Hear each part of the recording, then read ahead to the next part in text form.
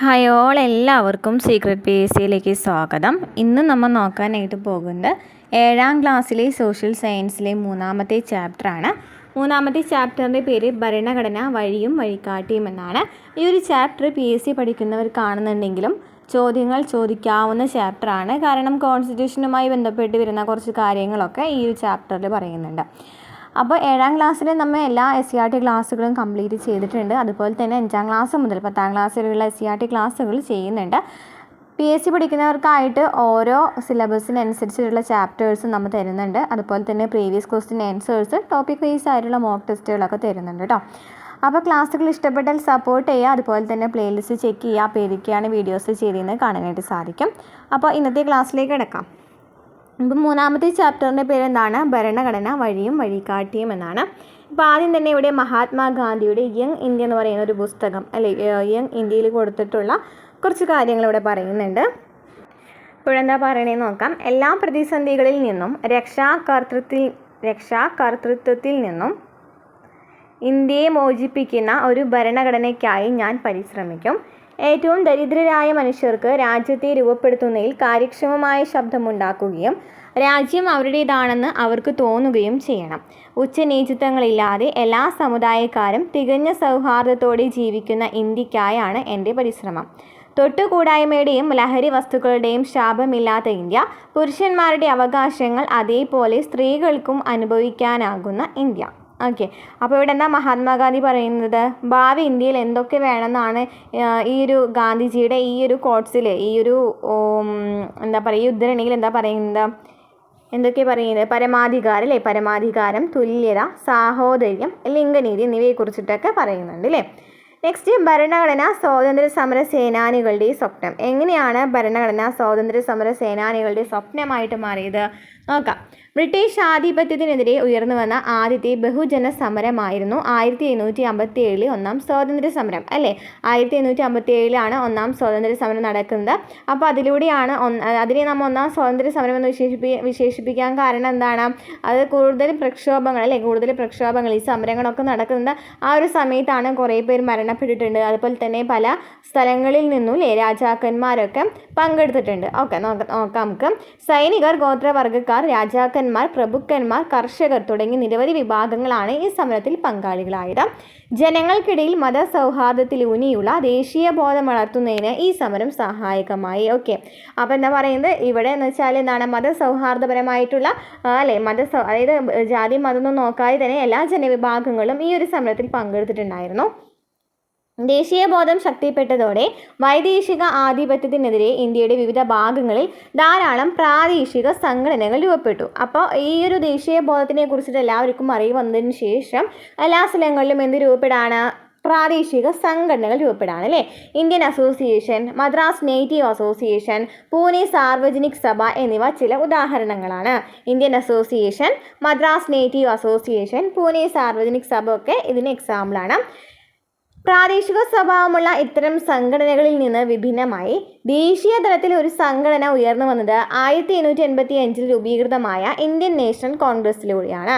അപ്പം നമുക്കറിയാം എന്താണ് ഈ ചെറിയ ചെറിയ സംഘടനകളൊക്കെ പല പ്രദേശങ്ങളിലും രൂപപ്പെട്ടിട്ടുണ്ടെങ്കിലും എല്ലാവരും കൂടിയിട്ട് പങ്കെടുത്തിട്ടുള്ള അല്ലെങ്കിൽ എല്ലാവരും കൂടി രൂപീകരിച്ചിട്ടുള്ള ഒരു ഇതാണ് INC എന്ന് പറയുന്നത് അല്ലേ, ഇന്ത്യൻ നാഷണൽ കോൺഗ്രസ് എന്ന് പറയുന്നത്. എന്നാണ് രൂപീകരിച്ചത്? 1885 രൂപീകരിച്ചത്. അതുപോലെ തന്നെ അതിൻ്റെ ആദ്യത്തെ പ്രസിഡന്റ് ആയിരുന്നു WC ബാനർജിയാണ്. നമ്മൾ PSC പഠിക്കുന്നവർക്കാണെന്നുണ്ടെങ്കിൽ ഡീറ്റെയിൽ ആയിട്ട് മനസ്സിലാകുന്നുണ്ടായിരിക്കും. ഓക്കെ, അപ്പോൾ അതോടെ ദേശീയ തലത്തിൽ ബ്രിട്ടീഷ് വിരുദ്ധ പ്രക്ഷോഭങ്ങൾക്ക് ഒരു സംഘടിത മാനം കൈവന്നു. ഇന്ത്യയിലെ വിവിധ ജനവിഭാഗങ്ങളുടെ പ്രശ്നങ്ങൾ അധികാരികളുടെ ശ്രദ്ധയിൽപ്പെടുത്തുക, ജാതിമത പ്രാദേശിക ചിന്തകൾക്ക് അതീതമായി ജനങ്ങൾക്കിടയിൽ ദേശീയബോധം വളർത്തുക തുടങ്ങിയവയായിരുന്നു ഈ പ്രസ്ഥാനത്തിൻ്റെ പ്രധാന ലക്ഷ്യങ്ങൾ. അതായത് ഈ INCയുടെ പ്രധാനപ്പെട്ട ലക്ഷ്യമെന്ന് പറയുന്നത് ഈ ജനവിഭാഗങ്ങളുടെ, ഇന്ത്യയിലെ വിവിധ ജനവിഭാഗങ്ങളുടെ പ്രശ്നങ്ങൾ അധികാരികളുടെ ശ്രദ്ധയിൽപ്പെടുത്തുക, ജാതിമത പ്രാദേശിക ചിന്തകൾക്ക് അതീതമായി ജനങ്ങൾക്കിടയിൽ ദേശീയ ബോധം വളർത്തുക എന്ന് പറയുന്നതൊക്കെയായിരുന്നു പ്രധാനപ്പെട്ട ലക്ഷ്യം. വിദേശ ഭരണം അവസാനിപ്പിക്കുക എന്നത് മാത്രമല്ല, മെച്ചപ്പെട്ട സാമൂഹിക രാഷ്ട്രീയ ജീവിതം ഓരോ ഇന്ത്യക്കാരനും ഉറപ്പാക്കുക എന്നത് സ്വാതന്ത്ര്യ സമര പ്രസ്ഥാനത്തിൻ്റെ പ്രധാന ലക്ഷ്യങ്ങളിൽ ഒന്നായിരുന്നു. അപ്പം ഈ ഇതിൻ്റെ ലക്ഷ്യം എന്ന് പറയുമ്പോൾ നമ്മൾ 2 ലക്ഷ്യങ്ങൾ എന്തായാലും പ്രധാനമായിട്ടും IMCയുടെ പഠിച്ചു വെച്ചു അല്ലേ. ഇനി ഈ സ്വാതന്ത്ര്യ സമര പ്രസ്ഥാനത്തിൻ്റെ പ്രധാനപ്പെട്ട ലക്ഷ്യം എന്ന് പറയുന്നത് വിദേശ ഭരണം അവസാനിപ്പിക്കുക എന്നതായിരുന്നു. ബ്രിട്ടീഷുകാരുടെ കയ്യിലാണ് അന്ന് ഇന്ത്യ എന്ന് പറയുന്നത് അല്ലേ. അപ്പോൾ ഈ വിദേശ ഭരണം അവസാനിപ്പിക്കുക എന്നത് മാത്രമല്ല, മെച്ചപ്പെട്ട സാമൂഹിക രാഷ്ട്രീയ ജീവിതം ഓരോ ഇന്ത്യക്കാരും ലഭിക്കണം അല്ലേ, ഓരോ ഇന്ത്യക്കാരും ലഭിക്കണം അല്ലെങ്കിൽ ഉറപ്പാക്കുക എന്ന് പറയുന്നത് ഈ ഒരു സ്വാതന്ത്ര്യ സമര പ്രസ്ഥാനത്തിൻ്റെ പ്രധാനപ്പെട്ട ലക്ഷ്യമാണ്. സമരത്തിൻ്റെ ഓരോ ഘട്ടത്തിലും തീവ്ര ദേശീയവാദം ഉൾപ്പെടെ നേതൃത്വത്തിന് വ്യത്യസ്ത കാഴ്ചപ്പാടുകൾ ഉണ്ടായിരുന്നെങ്കിലും ചില അടിസ്ഥാന ആശയങ്ങളും മൂല്യങ്ങളും ഉയർത്തിപ്പിടിച്ചുകൊണ്ടായിരുന്നു ദേശീയ പ്രസ്ഥാനം മുന്നോട്ട് പോയിരുന്നത്. അതായത് നമുക്ക് കുറച്ചും കൂടി ഡീറ്റെയിൽ ആയിട്ട് അടുത്ത 9ാം ക്ലാസ്സിലേക്ക് പഠിക്കുമ്പോൾ അറിയാം. ഈ ഒരു സ്വാതന്ത്ര്യ സമരം നടക്കുന്ന സമയത്തൊക്കെ ആണെന്നുണ്ടെങ്കിലും അല്ലെങ്കിൽ ഈ സ്വാതന്ത്ര്യ സമര പ്രസ്ഥാനത്തിൻ്റെ സമയത്തൊക്കെ ആണെന്നുണ്ടെങ്കിൽ ഒരു 1885 മുതൽ തന്നെ ഈ ഒരു മിതവാദി, തീവ്രവാദി, അതുപോലെ തന്നെ ഗാന്ധി യുഗം എന്ന് പറയുന്ന 3ആയിട്ട് ഡിവൈഡ് ചെയ്യുന്നുണ്ട് ദേശീയ പ്രസ്ഥാന കാലഘട്ടത്തിൽ. അതായത് മിതവാദികളുടെ പ്രധാനപ്പെട്ട ആഗ്രഹം എന്ന് വെച്ചാൽ സമാധാന മാർഗത്തിൽ കൂടി സ്വാതന്ത്ര്യം ലഭിക്കുക എന്ന് പറയുന്നതായിരുന്നു. അതായത് അവിടെ എന്താണ് കൊല്ലുന്നില്ല എന്ന് പറയില്ല. അതുപോലെ തന്നെ അവിടെ അധികം സമരങ്ങളൊന്നും നടക്കുന്നില്ല. അതായത് എന്താണ് സമാധാന മാർഗത്തിൽ കൂടെ മതി ഈ സ്വാതന്ത്ര്യം എന്ന് പറയുന്നതായിരുന്നു. അതിൽ പ്രധാനപ്പെട്ട ലീഡറായിട്ടുണ്ടായിരുന്നത് ഗോപാലകൃഷ്ണ ഗോഖലെയൊക്കെ ആയിരുന്നു. ഓക്കെ, നെക്സ്റ്റ് വരുന്നത് തീവ്രവാദി കാലഘട്ടമാണ്. തീവ്രവാദി കാലഘട്ടം എന്ന് വെച്ചാൽ അവിടെ കൂടുതലും എന്താണ് എത്രയും വേഗത്തിൽ എങ്ങനെയാണോ സ്വാതന്ത്ര്യം കിട്ടുന്നത് അത്രയും വേഗത്തിൽ കിട്ടുക എന്ന് പറയുന്നതായിരുന്നു അവരുടെ പ്രധാനപ്പെട്ട ലക്ഷ്യം. അപ്പോൾ ഇവിടെ കുറേ സമരങ്ങൾ നടക്കുന്നുണ്ട്. അതുപോലെ തന്നെ എന്താണ് ഗൂഢാലോചന കേസുകൾ നടക്കുന്നുണ്ട്, ബോംബ് കേസ് നടക്കുന്നുണ്ട്, അങ്ങനെ കുറച്ച് കാര്യങ്ങളൊക്കെ നടക്കുന്നുണ്ട്. അതിലാണ് നമ്മുടെ ഈ ബാലഗംഗാധർ തിലകൊക്കെ ഉണ്ടല്ലോ, ബാലഗംഗാധർ തിലകൊക്കെ അതിൽ വരുന്നത്. ഓക്കെ, നെക്സ്റ്റ് വരുന്നത് ഗാന്ധിയൻ കാലഘട്ടമാണ്. ഗാന്ധിയൻ കാലഘട്ടം എന്ന് പറയുമ്പോൾ എന്താണ് അഹിംസാ കൂടിയാണ് അല്ലേ അദ്ദേഹത്തിന് സ്വാതന്ത്ര്യം, അതായിരുന്നു അദ്ദേഹത്തിൻ്റെ ലക്ഷ്യം എന്ന് പറയുന്നത്.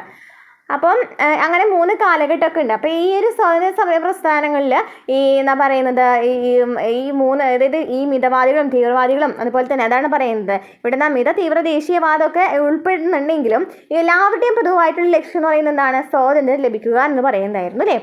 അങ്ങനെയാണ് ദേശീയ പ്രസ്ഥാനങ്ങൾ കൊണ്ടുപോകുന്നത്. ഗാന്ധിജിയുടെ വരവോട് കൂടിയാണ് സ്വാതന്ത്ര്യ സമര പ്രസ്ഥാനത്തിന് ബഹുജന സ്വഭാവം കൈവന്നത്. അതായത് അദ്ദേഹം പല സ്ഥലങ്ങളിലും പോയിട്ട് അതായത് എല്ലാവരോടും ഇതിനെക്കുറിച്ചിട്ട് കാര്യങ്ങളൊക്കെ സംസാരിക്കുന്നുണ്ട് അല്ലേ.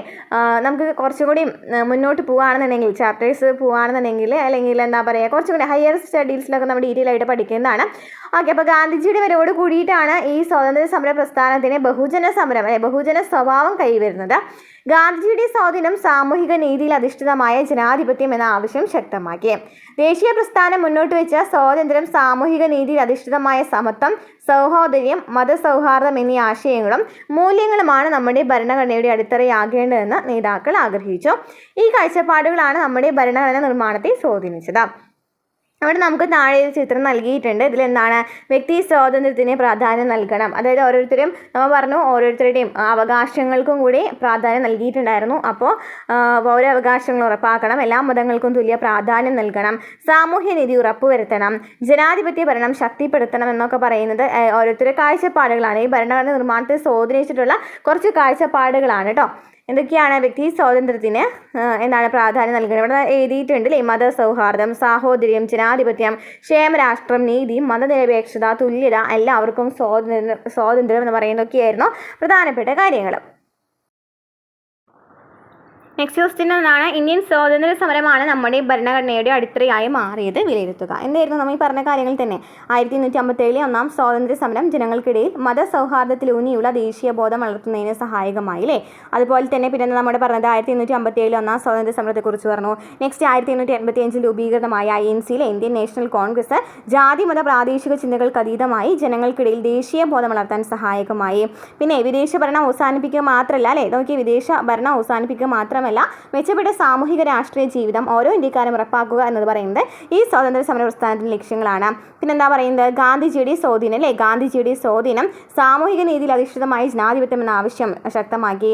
ദേശീയ പ്രസ്ഥാനം മുന്നോട്ട് വെച്ച സ്വാതന്ത്ര്യം അതുപോലെ തന്നെ എന്താണ് ദേശീയ പ്രസ്ഥാനം മുന്നോട്ട് വെച്ച സ്വാതന്ത്ര്യം, സാമൂഹിക നീതിയിൽ അധിഷ്ഠിതമായിട്ടുള്ള സമത്വം, സാഹോദര്യം, മതസൗഹാർദ്ദം എന്നീ ആശയങ്ങളും മൂല്യങ്ങളുമാണ് നമ്മുടെ ഭരണഘടനയുടെ അടിത്തറയായിരിക്കേണ്ടതെന്ന് നേതാക്കൾ ആഗ്രഹിച്ചു.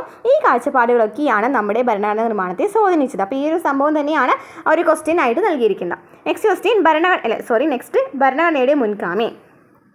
1947 ഓഗസ്റ്റ് 15 അല്ലേ നമുക്ക് സ്വാതന്ത്ര്യം കിട്ടിയത്.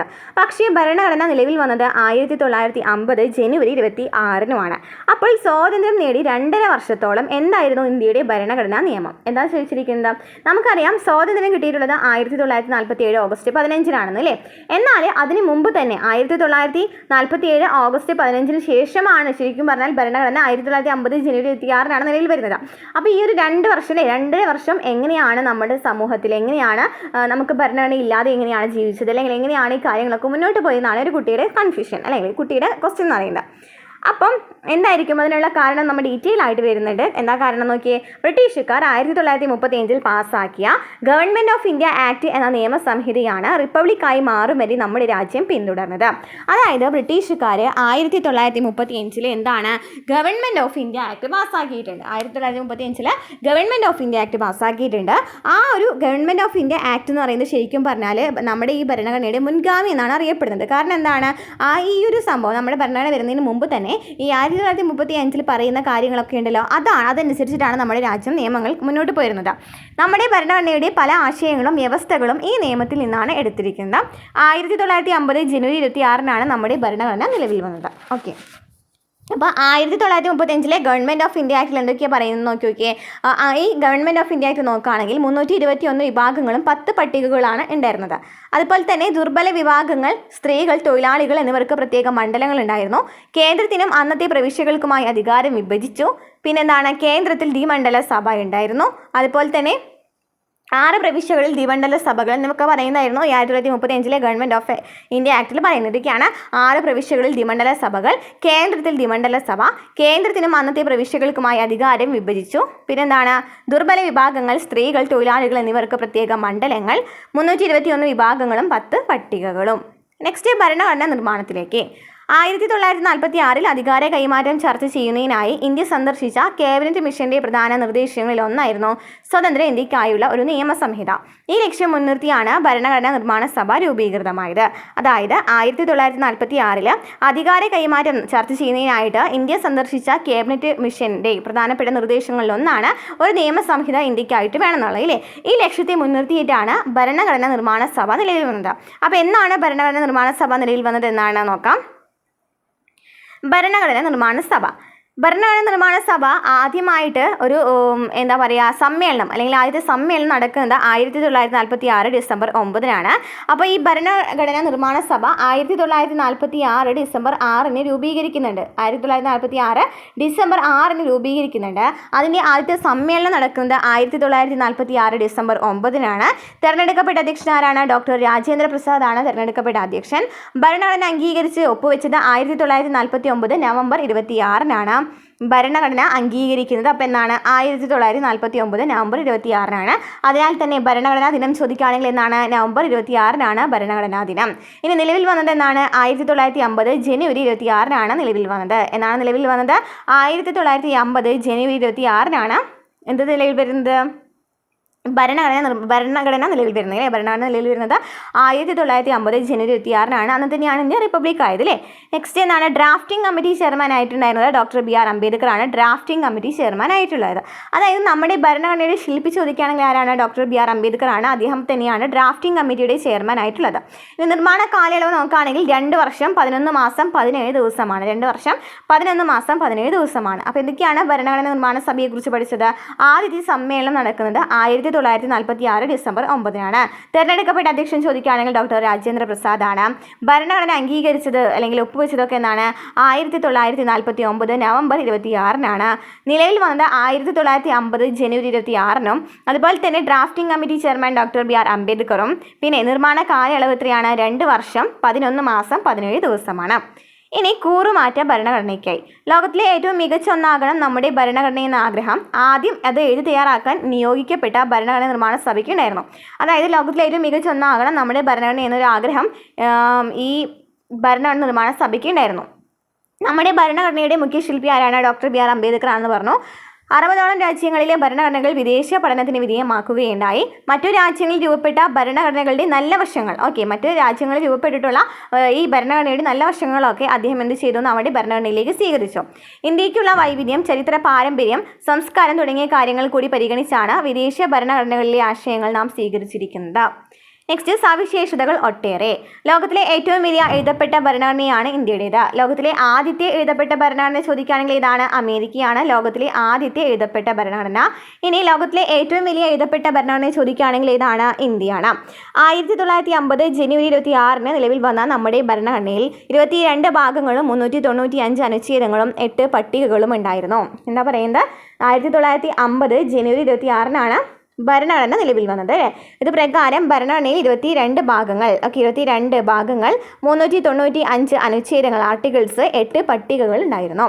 ഇനി പാർലമെന്റ് എന്തൊക്കെയാണ് സവിശേഷതകൾ എന്നാണ് പറയുന്നത്. പാർലമെന്ററി ജനാധിപത്യ ഭരണം. എന്താണ് പാർലമെന്ററി ജനാധിപത്യ ഭരണം എന്ന് വെച്ചാൽ രാജ്യത്തെ ഭരണാധികാരികളെ നിയമനിർമ്മാണ സഭകൾ നിയന്ത്രിക്കുന്നു. പാർലമെന്ററി ജനാധിപത്യ ഭരണം എന്ന് വെച്ചാൽ രാജ്യത്തെ ഭരണാധികാരികളെ നിയമനിർമ്മാണ സഭകൾ നിയന്ത്രിക്കുന്നു.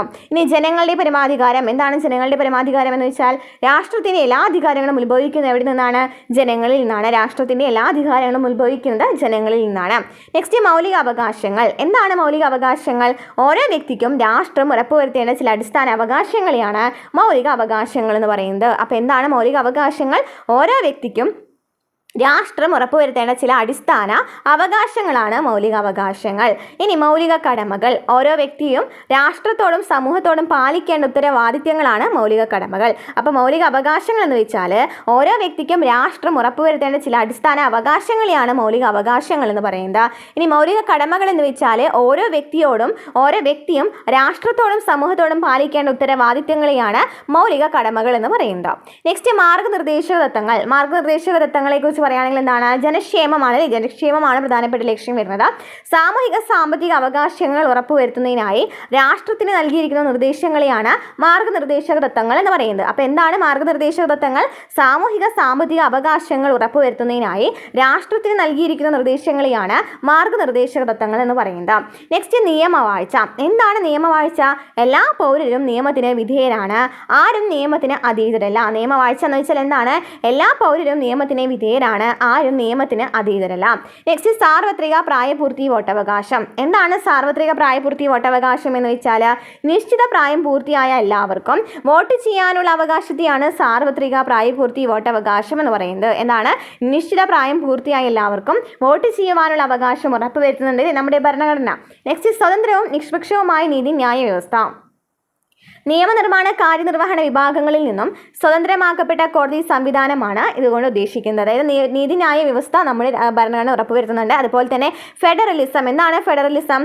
അധികാരം കേന്ദ്രത്തിനും സംസ്ഥാനങ്ങൾക്കുമായി വിഭജിക്കപ്പെടുന്ന സംവിധാനത്തെയാണ് ഫെഡറലിസം എന്ന് പറയുന്നത്. അധികാരം കേന്ദ്രത്തിനും സംസ്ഥാനങ്ങൾക്കുമായി വിഭജിക്കപ്പെടുന്ന സംവിധാനത്തെയാണ് ഫെഡറലിസം എന്ന് പറയുന്നത്. നെക്സ്റ്റ്, ഏകപൗരത്വം. എന്താണ് ഏകപൗരത്വം? രാജ്യത്ത് ഒരൊറ്റ പൗരത്വമേ ഉള്ളൂ, സംസ്ഥാനങ്ങൾക്കായിട്ട് പ്രത്യേകം പൗരത്വമില്ല എന്ന് പറയുന്നതാണ് ഏകപൗരത്വം. ക്ലിയർ ആണല്ലോ?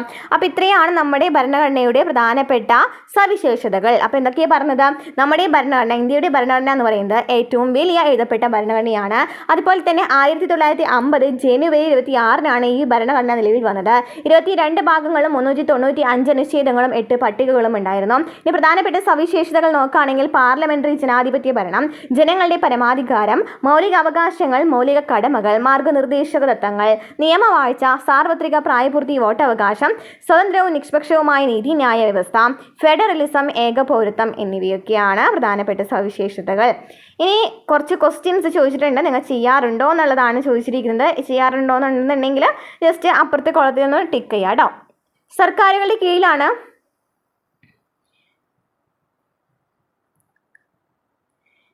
നെക്സ്റ്റത്തെ പറയുന്ന പ്രസ്താവനകൾ പരിശോധിച്ചിട്ട് ശരിയാണോ അത് തെറ്റാണെന്ന് കണ്ടുപിടിക്കാനായിട്ടാണ് കേട്ടോ. ശരിയാണോ അത് തെറ്റാണെന്നുള്ളത് ഒന്ന് നോക്കാം. ഓക്കെ, സർക്കാരുകളുടെ കീഴിലാണ് നമ്മുടെ കോടതികൾ പ്രവർത്തിക്കുന്നത്. സർക്കാരുകളുടെ കീഴിലാണോ നമ്മുടെ കോടതികൾ പ്രവർത്തിക്കുന്നത്? അല്ല, അത് തെറ്റാണ് അല്ലേ. ഇനി ഇവിടെ നോക്കി ഈ ഇങ്ങനെ ഒരു സൈൻ എങ്ങനെ കൊടുക്കുക, അല്ലാന്നുണ്ടെങ്കിൽ ചിരിച്ചിട്ടുള്ളത്, ശരിയാണെന്നുണ്ടെങ്കിൽ ചിരിച്ചിട്ടുള്ളത് കൊടുക്കാനും പറയുന്നുണ്ട് കേട്ടോ. ഇനി സംസ്ഥാന സർക്കാരുകൾ, അപ്പോൾ ഇത് തെറ്റാണെന്ന് നമ്മൾ പറഞ്ഞു. സംസ്ഥാന സർക്കാരുകൾക്ക് മാത്രമായിട്ട് ചില അധികാരങ്ങളുണ്ട്, ഇത് ശരിയാണ്. ഇനി 18 വയസ്സ് തികഞ്ഞ എല്ലാവർക്കും വോട്ടവകാശമുണ്ടോ? ഉണ്ട്. 18 വയസ്സ് തികഞ്ഞ എല്ലാവർക്കും വോട്ടവകാശമുണ്ട്. ആരും നിയമത്തിന് അതീതരല്ല, ശരിയാണ്. ഇന്ത്യയിലുള്ള ഒരാൾക്ക് ദേശീയ പൗരത്വത്തിന് പുറമെ സംസ്ഥാന പൗരത്വം കൂടി ഉണ്ടായിരിക്കോ? ഇല്ല അല്ലേ? ഇന്ത്യയിലുള്ള ഒരാൾക്ക് സംസ്ഥാന പൗരത്വം ഉണ്ടോ? ഇല്ല. അപ്പോൾ അത് തെറ്റാണ്. ഇനി ജനാധിപത്യത്തിൽ ജനങ്ങളാണ് പരമാധികാരികൾ, ശരിയാണ്, നമ്മൾ നേരത്തെ കണ്ടു അല്ലേ. നെക്സ്റ്റ് എന്താണ്? അവകാശങ്ങൾ ഉള്ളതുപോലെ നമുക്ക് കടമകളുമുണ്ട്, നമ്മൾ നേരത്തെ കണ്ടു. കടമകളുണ്ട്, മൗലിക കടമകളുണ്ടെന്ന് പറഞ്ഞു. നമ്മുടെ ഭരണാധികാരികൾക്ക് മേൽ ആർക്കും നിയന്ത്രണമില്ല എന്ന് പറഞ്ഞിരിക്കുന്നു, അത് തെറ്റാണ്. ഓക്കെ. നെക്സ്റ്റ് നിയമങ്ങളുടെ ഉറവിടം. നമ്മുടെ ഭരണഘടന രാഷ്ട്രത്തിൻ്റെ അടിസ്ഥാന നിയമസംഹിതയാണ്. ഭരണഘടനാ വ്യവസ്ഥകൾക്ക് അനുസൃതമായി മാത്രമേ കേന്ദ്ര സംസ്ഥാന സർക്കാരുകൾക്ക് ഏതൊരു നിയമവും നിർമ്മിക്കാൻ കഴിയൂ. സർക്കാരുകൾക്ക് നിയമങ്ങൾ നിർമ്മിക്കാനും നടപ്പിലാക്കാനും കഴിയുന്ന അതിരുകൾ ഭരണഘടന നിർവചിച്ചു നൽകുന്നു എന്നർത്ഥം. നിയമത്തിൻ്റെ വ്യവസ്ഥ എന്ന നിലയിലും സ്രോതസ് എന്ന നിലയിലും പരമോന്നത സ്ഥാനമാണ് ഭരണഘടനയ്ക്കുള്ളത്. അതായത് ഇവിടെ എന്താ പറയുന്നത്? സർക്കാരുകൾക്ക് നിയമങ്ങൾ നിർമ്മിക്കാനും നടപ്പിലാക്കാനും കഴിയുന്ന അതിരുകൾ ഭരണഘടന നിർവചിച്ച് നൽകുന്നുണ്ട്. ഓക്കെ. അതുപോലെ തന്നെ ഭരണഘടനാ വ്യവസ്ഥകൾക്ക് അനുസൃതമായിട്ട് മാത്രമേ നിയമങ്ങളൊക്കെ നിർമ്മിക്കാനായിട്ട് സാധിക്കുള്ളൂ. സർക്കാരുകൾക്കൊക്കെ ഈ ഭരണഘടനയ്ക്ക് അനുസൃതമായിട്ട് മാത്രമാണ് നിയമങ്ങൾ നിർമ്മിക്കാനൊക്കെ സാധിക്കുള്ളൂ. നെക്സ്റ്റ് കുറച്ച് നിയമങ്ങൾ തന്നിട്ടുണ്ട്. വനം വന്യജീവി സംരക്ഷണ നിയമം, ദേശീയ സുരക്ഷാ നിയമം, ബാലവേല നിരോധന നിയമം, ദുരന്ത നിവാരണ നിയമം, അതുപോലെ ഭക്ഷ്യസുരക്ഷാ നിയമം, ഭൂപരിഷ്കരണ നിയമം, വിവരാവകാശ നിയമം, ബാലനീതി നിയമം, തൊഴിൽ നിയമം, അഴിമതി നിരോധന നിയമം, വിദ്യാഭ്യാസ അവകാശ നിയമം, പരിസ്ഥിതി സംരക്ഷണ നിയമം. ഇതെന്താ പറയുന്നത്? ഇവിടെ ചോദിച്ചിരിക്കുന്നതാണ് കുട്ടികളുടെ അവകാശങ്ങളുമായി ബന്ധപ്പെട്ടിട്ടുള്ള നിയമങ്ങൾ ഇതിലേതാണെന്നാണ്. അതൊക്കെ ഈ പറഞ്ഞ നിയമങ്ങളൊക്കെ എന്താണ്? ഭരണഘടന അനുസൃതമായി നിർമ്മിക്കപ്പെട്ടവയാണ്. ഇതിൽ കുട്ടികൾക്ക് മാത്രമുള്ള അവകാശങ്ങളുമായി ബന്ധപ്പെട്ട് വരുന്നത്, കുട്ടികളുടെ അവകാശങ്ങളുമായി ബന്ധപ്പെട്ട് വരുന്ന നിയമം ഏതാണെന്നാണ് ചോദിച്ചിരിക്കുന്നത്. ഏതാണ് നിയമം വരുന്നത്? ഏതാണ് തന്നിരിക്കുന്നതിൽ വരുന്നത്? ഒന്ന് നോക്കി നോക്കിയേ. ബാലവേല നിരോധന നിയമം വരുന്നുണ്ട്, ബാലനീതി നിയമം വരുന്നുണ്ട്, പിന്നെന്താണ്? വിദ്യാഭ്യാസ അവകാശ നിയമം അല്ലേ? വിദ്യാഭ്യാസ അവകാശ നിയമം. നെക്സ്റ്റ്, കുട്ടികളുടെ അവകാശങ്ങൾക്ക് നമ്മുടെ രാജ്യം വലിയ പ്രാധാന്യം നൽകുന്നത് എന്തുകൊണ്ടായിരിക്കും? ഇവിടെ നമുക്ക് കുറച്ച് താഴെയായിട്ട് കുറച്ച് കാര്യങ്ങൾ പറയുന്നുണ്ട്, കുറച്ച് നിയമങ്ങളെ കുറിച്ച് പറയുന്നുണ്ട്, നമുക്ക് നോക്കാം.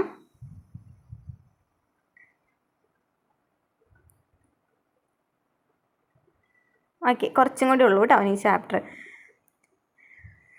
ഫസ്റ്റ് വരുന്നതാണ് പോക്സോ ആക്ട്. 2012 പോക്സോ ആക്ട് വരുന്നത്. എന്താണ് പോക്സോ ആക്ട് എന്ന് വെച്ചാൽ? ലൈംഗിക കുറ്റകൃത്യങ്ങളിൽ നിന്നും കുട്ടികളെ സംരക്ഷിക്കുന്നതിനുള്ള നിയമമാണ് പോക്സോ ആക്ട് 2012. കുട്ടികൾക്ക് നേരെ നടക്കുന്ന ലൈംഗിക അതിക്രമങ്ങൾ തടയുവാനും കുറ്റവാളികൾക്ക് തക്ക ശിക്ഷ ഉറപ്പാക്കുവാനും 1989 കുട്ടികളുടെ അവകാശ ഉടമ്പടി ലക്ഷ്യം വയ്ക്കുന്നു. ഇന്ത്യൻ ഭരണഘടന ഉറപ്പു നൽകുന്ന അവകാശങ്ങൾ ലിംഗഭേദമില്ലാതെ നടപ്പാക്കുന്നതിനും ബാലസൗഹൃദ നടപടികൾ ഉൾക്കൊള്ളിച്ചുകൊണ്ടും നിലവിൽ വന്ന നിയമമാണ് പോക്സോ ആക്ട് 2012. അപ്പോൾ എന്താണ് പോക്സോ ആക്ട് 2012?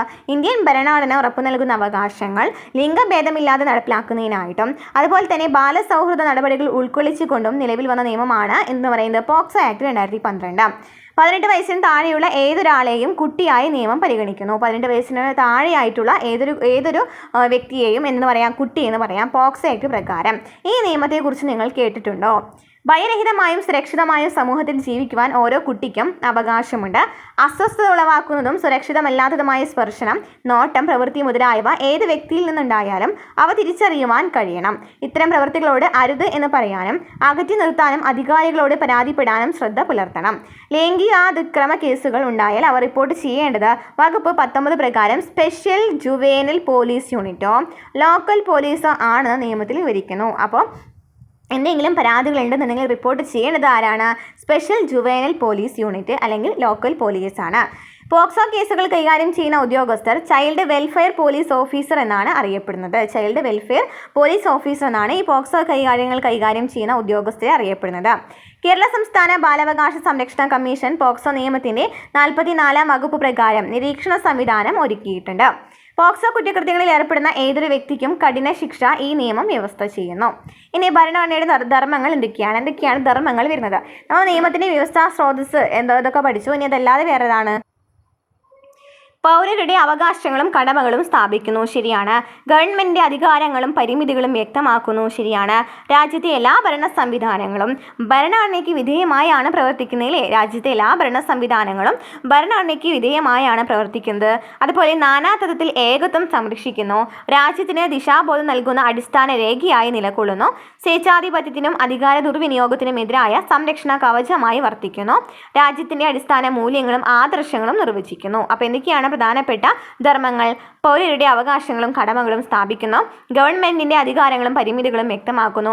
രാജ്യത്തിന്റെ അടിസ്ഥാന മൂല്യങ്ങളും ആദർശങ്ങളും നിർവചിക്കുന്നു.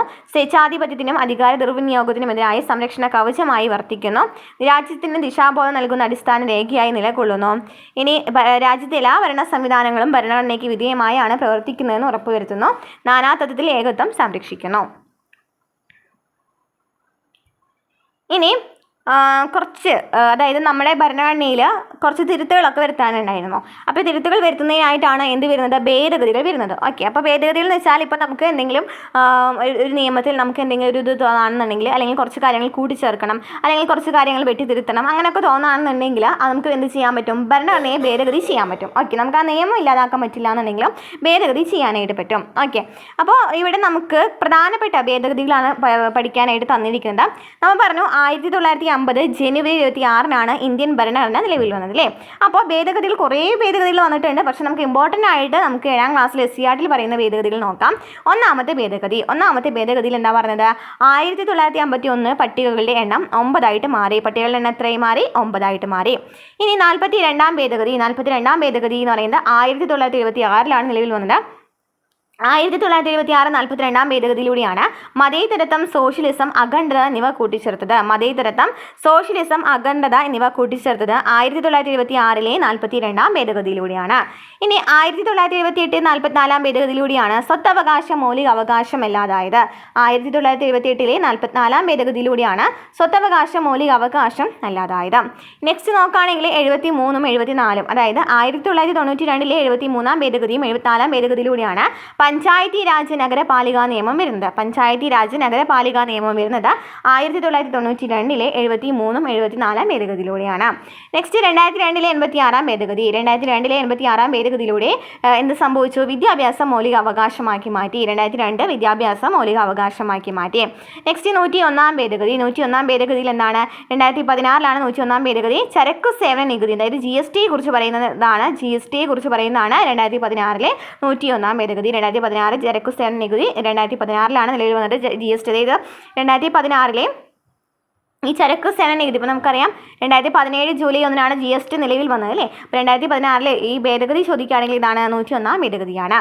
ഇനി ഏറ്റവും അവസാനത്തെ ഭരണഘടനാ ഭേദഗതിയെക്കുറിച്ച് ഇവിടെ എഴുതാൻ പറഞ്ഞിട്ടുണ്ട്. ഏറ്റവും അവസാനത്തെ ഭരണഘടനാ ഭേദഗതി ഇതാണ്.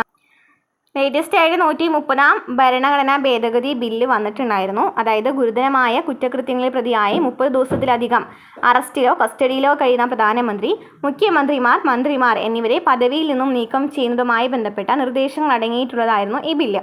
അതായത് 130ാം ഭരണഘടനാ ഭേദഗതി ബില്ല് വന്നിട്ടുണ്ടായിരുന്നു. അതിൽ പറയുന്നത് ഗുരുതരമായ കുറ്റകൃത്യങ്ങളിൽ പ്രതിയായി 30 ദിവസത്തിലധികം അറസ്റ്റിലോ കസ്റ്റഡിയിലോ കഴിയുന്ന പ്രധാനമന്ത്രി, മുഖ്യമന്ത്രിമാർ, മന്ത്രിമാർ എന്നിവരെ ഈ പദവിയിൽ നിന്ന് നീക്കം ചെയ്യുന്നതുമായി ബന്ധപ്പെട്ടിട്ടുള്ള കാര്യങ്ങളാണ് ഈ 130ാം ഭേദഗതി ബില്ലിൽ വന്നിട്ടുണ്ടായിരുന്നത്. അതുപോലെ തന്നെ കേരള സംസ്ഥാനത്തിൻ്റെ പേര് മാറ്റത്തെക്കുറിച്ച് പറയുന്നുണ്ട്. 2026 ഒരു ബില്ല് നിയമസഭ പാസ്സാക്കിയിട്ടുണ്ടായിരുന്നു. കേരളവുമായി ബന്ധപ്പെട്ടിട്ട് സംസ്ഥാനത്തിൻ്റെ ഔദ്യോഗിക പേര് ഭരണഘടനാപരമായിട്ട് കേരളം എന്നാക്കണമെന്ന്. നോക്കി, കേരള എന്നാണ് നമ്മൾ എഴുതാറുള്ളത് അല്ലേ?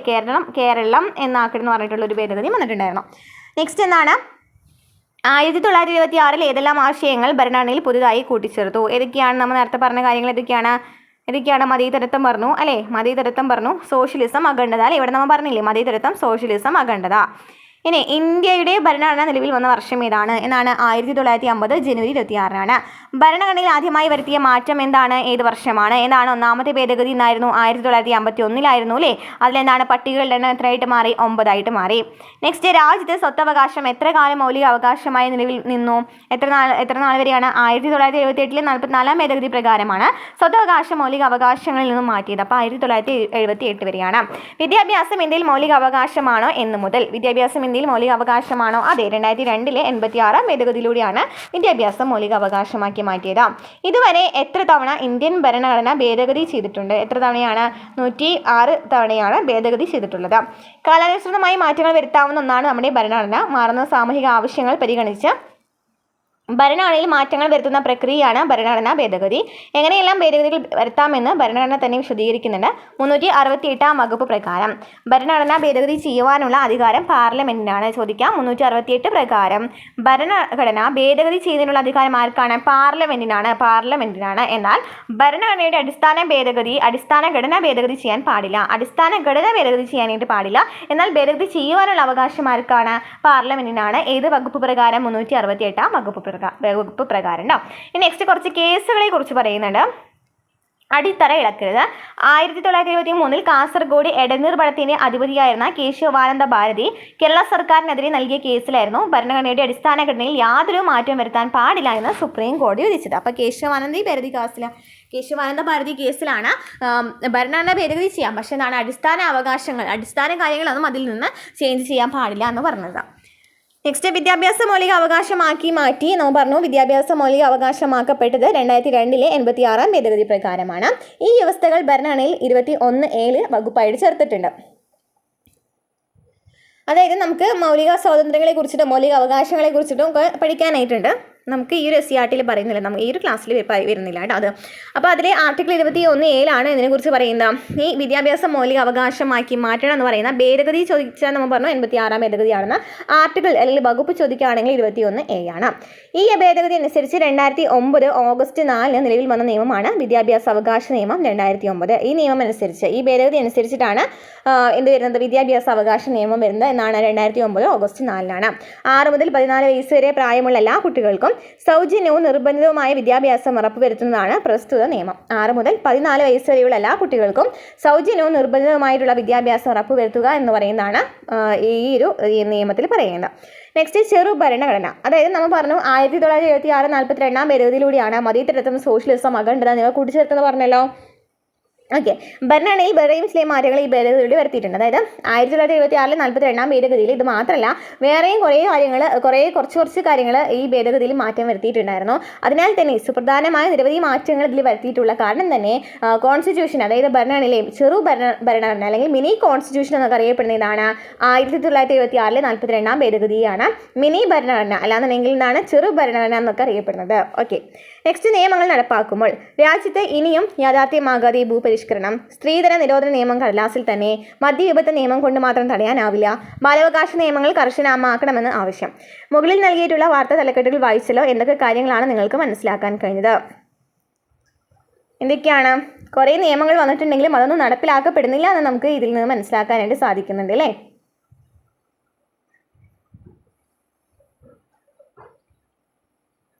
നിയമങ്ങൾ നടപ്പിലാക്കുമ്പോൾ നേരിടുന്ന വിവിധ വെല്ലുവിളികളെ കുറിച്ചിട്ടും ഇവിടെ പറയുന്നുണ്ട് അല്ലേ? വെല്ലുവിളികളെ കുറിച്ച് പറയുന്നുണ്ട്. നിയമങ്ങൾ നടപ്പാക്കുമ്പോൾ നേരിടുന്ന വിവിധ തരം വെല്ലുവിളികളാണ് ഇവിടെ സൂചിപ്പിക്കുന്നത്. എന്തൊക്കെയാകാം അതിൻ്റെ കാരണങ്ങൾ?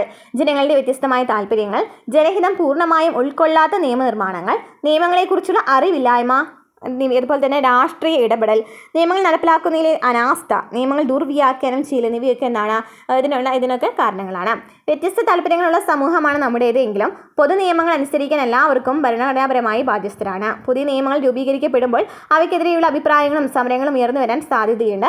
അത് ജനാധിപത്യ സമൂഹത്തിൽ സ്വാഭാവികവുമാണ്. ഇങ്ങനെ വരുന്ന എതിർപ്പുകളെ ഭരണഘടനാപരമായും ജനാധിപത്യപരമായിട്ടാണ് സമീപിക്കേണ്ടത്.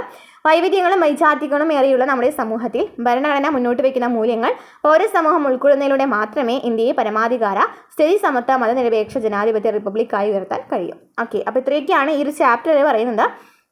മനസ്സിലായെന്ന് വിചാരിക്കുന്നു. മനസ്സിലായിട്ടുണ്ടെന്നുണ്ടെങ്കിൽ ലൈക്ക് ചെയ്യുക, കമൻറ്റ് ചെയ്യുക, സപ്പോർട്ട് ചെയ്യുക. അടുത്ത ക്ലാസ്സിൽ കാണാം.